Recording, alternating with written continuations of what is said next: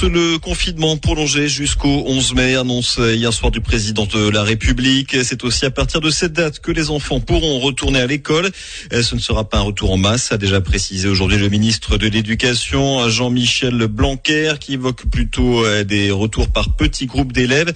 Mais tout de même, la décision inquiète de nombreux Français, même parmi les dirigeants politiques.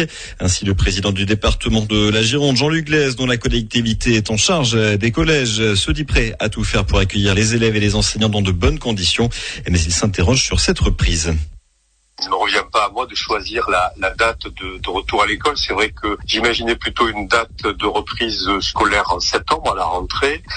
Nous, ce qui nous revient finalement, c'est l'ouverture de l'établissement, puisqu'il nous appartient, et ensuite la mise à disposition des personnels chargés de la restauration, chargés de l'entretien, de la maintenance, etc. Donc nous, ce que nous ferons de notre place, c'est évidemment veiller à ce que nos personnels soient protégés. L'inquiétude que l'on peut avoir à ce stade, c'est celle d'avoir des enfants qui pourraient être encore porteurs asymptomatiques et qui pourraient, dans ce cas, éventuellement contaminer certains de nos personnels.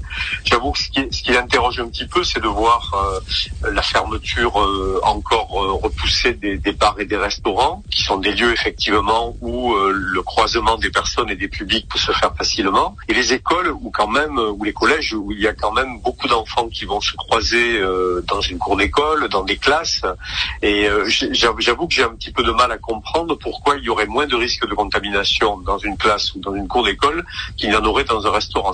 Jean-Luc Glaise, le président du conseil départemental de la Gironde, retrouvez son interview complète sur notre site internet rlfm.com.